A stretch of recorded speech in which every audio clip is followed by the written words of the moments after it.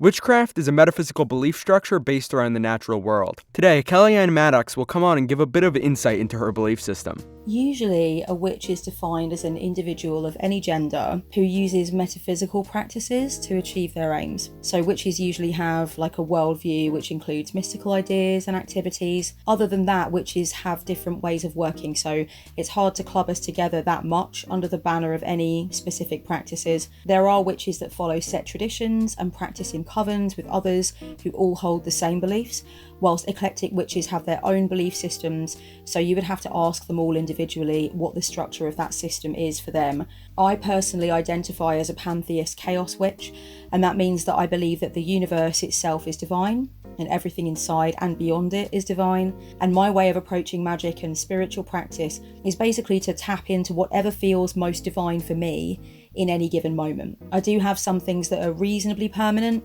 such as I work with some goddesses and other disembodied beings that I've been dedicated to for a long time, but other things change as I lose and gain interest in them, or I choose what to do in accordance with my needs at the time, rather than forming too many traditions. Obviously, people tend to associate the practice of casting spells with witches, and that's definitely part of it. So a spell is basically a formula that's created out of words, actions, symbols, and thoughts, and it's carried out to bring a certain desired outcome into reality, using the witch's power, and also any powers from the natural world or from gods or spirits, depending on what that witch believes. So the witch might call in those things as well. So that is a significant thing that witches do and that we are known for, is the spell casting. But witches also do rituals to recognise and celebrate different events in the natural world and in the human lifespan. Some of us work with gods or ancestral spirits, but some of us don't. Some of us use divination methods like tarot cards and pendulums and crystal balls and stuff like that to discover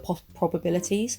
So we look at future events that way sometimes as well, or we plan for successes using those tools. We tune into synchronicities and signs around us to help us make decisions or avoid difficulties in our lives. And many witches also specialise in a particular area, such as herbalism or astrology or love magic or protection magic. Do you believe there's evidence for the supernatural parts of your belief system specifically?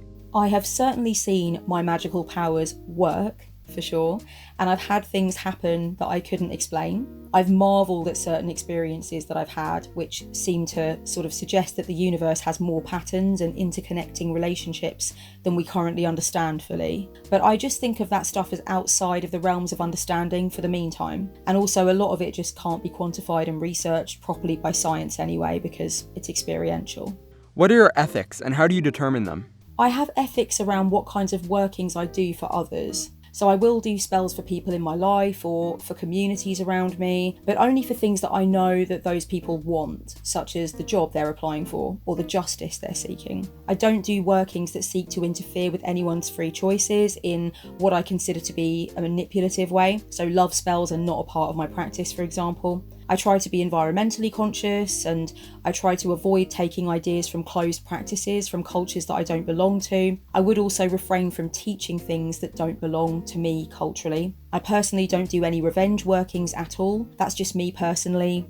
Some witches don't feel the same way about it. I don't use my magical abilities to commune with the dead for myself or for others. Again, that just doesn't feel like something I should be doing. I don't read tarot for people who didn't ask for a reading. That's a big one. So, for example, I won't use the cards to tell a client if their partner is being faithful. I figured my ethics out by just feeling into what's right for me over the course of time, really. Partly, I think it's about what I wouldn't want others to do to me. So it's about me deciding that I wouldn't do those things to other people either. How did you reach your current beliefs? I've personally known for absolutely years that I hold these kinds of beliefs. I was doing rituals and spells when I was a small kid. I was like collecting things from the garden, believing that they were invested with magical power. It was just a deep instinct inside of me. And it was partly encouraged by my mom and some people around her in her friendship group and my family who were into witchcraft and they were into the occult themselves. So it was actually my mum's friend who first gave me a tarot deck in my very early teens. And it was my mum herself who described me as a witch and as being witchy. I was on and off with my practice in my late teens until my mid-20s, and then I realised that I needed it to help me with my mental health and my emotional well-being, so I went back to it because I realised I'm happier when I'm practicing witchcraft. Witches are looked at very negatively by many Christians, for instance. Are your beliefs compatible? If you're asking if witchcraft and Christianity are opposed belief systems that can't ever meet each other and have nothing in common, I would say no. Obviously, lots of Christians will say that the belief systems are opposed because witchcraft is something that the devil convinces you to do to draw you away from loving and following Christ. That's what Christians often believe. But I don't believe that's true at all. So lots of things that Christians do actually look magical to me, such as things like prayer, ritualistic traditions, speaking in tongues, singing and speaking in unison at services, having shrines in their homes, all that kind of thing. And they call on the power of God to comfort them and to change outcomes, and they claim to be able to hear God speaking to them. And we do similar kinds of things, but usually we don't petition Christ and the Abrahamic God, although some witches actually do. You will find witches that work with Jesus and they work with angels. I personally work with the Virgin Mary in my own practice, so lots of witches can see meaning and power in some aspects of Christian teachings, but that civility isn't always returned. Witches don't seek to convert Christians too. That's a sort of significant point, I think. Witches don't seek to convert Christians over to witchcraft, whereas some Christians obviously do take their responsibility to win souls over to Christ from Satan quite seriously, which means that I do find my comments occasionally littered with the odd Bible verse. How do your Wiccan beliefs affect your daily life? Meaning, how is it used, believed, or learned? Well, one way that witchcraft affects my life is that I know it's always an option. So if I have a problem, if I need comfort or reassurance, if I'm trying to make something happen in my life, that kind of stuff, the craft can be a part of my process if I want it to be. I also think being a practicing witch just makes me a much better person. I'm more conscientious, I'm kinder, I'm more inspired, I'm more at peace with the difficult things in life. I have less existential crises, for sure. What are your thoughts on occultism? What do I think of the occult? I think I'm a part of it because it's about believing in phenomena that's outside the realm of scientific understanding. It's about believing in other realms beyond the physical, believing in our ability to connect with non-human intelligences, believing that we can, utilize our divine power to create change. So the way I operate spiritually is occultist. But the realm of the occult is absolutely huge. People who are interested in learning about UFO sightings and secret societies are in there, mixed with people who practice astral travel or some alternative healing modalities, or people who practice necromancy. So it's all in there, and I'm not interested in the whole thing. I'm selective, and I actually fall more into the terrain of psychology and the psycho-spiritual than I do into the occult, I think, in a lot of ways. And I'm also interested in the mythopoetic stuff, so I'm interested in the way that human beings through time have used folklore, fairy tales, and descriptions of grand gods and apocalyptic battles to bring meaning and understanding to what we go through. I like to think on that stuff much more, and using witchcraft for self-development and for emotional healing, that kind of stuff is really important to me. So, by contrast to what some other witches believe, by comparison, I think my practice is quite real world.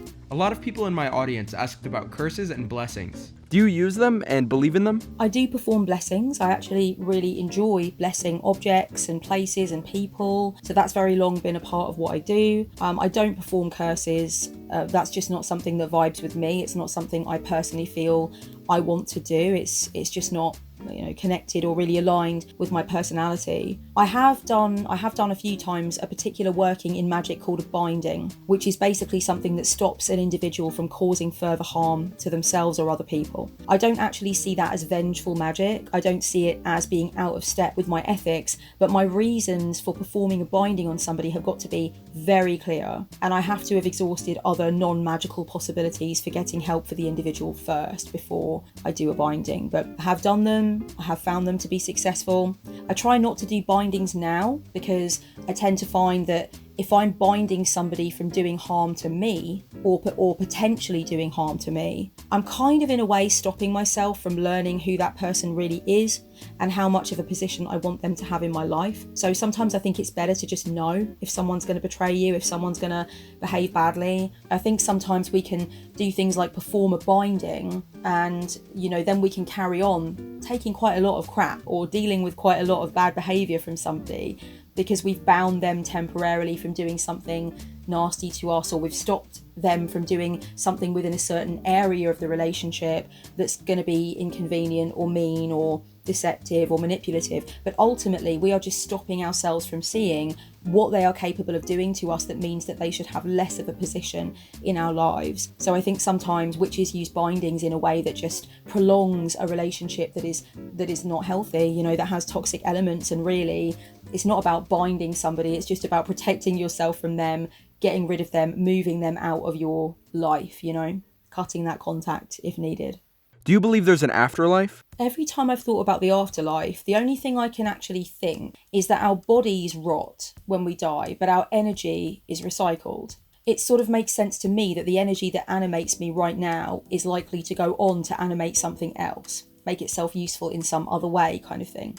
I've often wondered if ghosts could be trapped energy that didn't recycle properly and is still holding very much the signature of its last owner and is kind of attached to somewhere that was significant to its last owner. Not that I've had a great deal of experience with it personally, with ghosts personally, but from stories I've heard and read many times, that's what I end up tending to think. I'm not troubled as well by the idea that my energy will just sort of like repatriate itself to the source, you know, to the sort of big river of consciousness within which I was only a drop anyway. So that doesn't bother me per se. I don't feel like I need to believe I've come back many times as me. The energy that animated me, I think, has probably done a lot of other things. And I think that's why we sometimes sense past lives, because maybe the energy that is running through us is holding certain signatures or remnants or whatever. And maybe if you're incredibly perceptive, or maybe if you're, you know, having a psychotropic experience, a psychedelic experience, or whatever it might be, you just have a very strong sense that you've been somewhere before or you've been someone before. That could be because the energy was recycled and went into you, but it still has those kind of traces of the last person. And this is just really as well as I can explain what might be happening. The whole idea of the afterlife and past lives and things like that,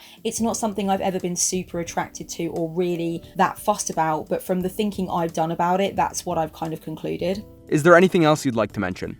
Thank you so much for inviting me to answer these questions. And if any of your listeners want to come and check out my channel, it's just Kellyanne Maddox here on YouTube. And I share witchcraft and personal growth insights mainly, with some tarot stuff thrown in for good measure.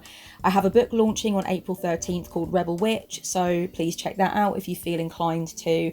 You can purchase it, you know, at all reputable bookstores. Thanks for having me. Thanks for coming on, and thank you for watching. I just want to apologize for not having uploaded in a month. Things have been a little bit weird on my end, and I'm sorry for that. The World Federalism video will be coming up next week. Oh, also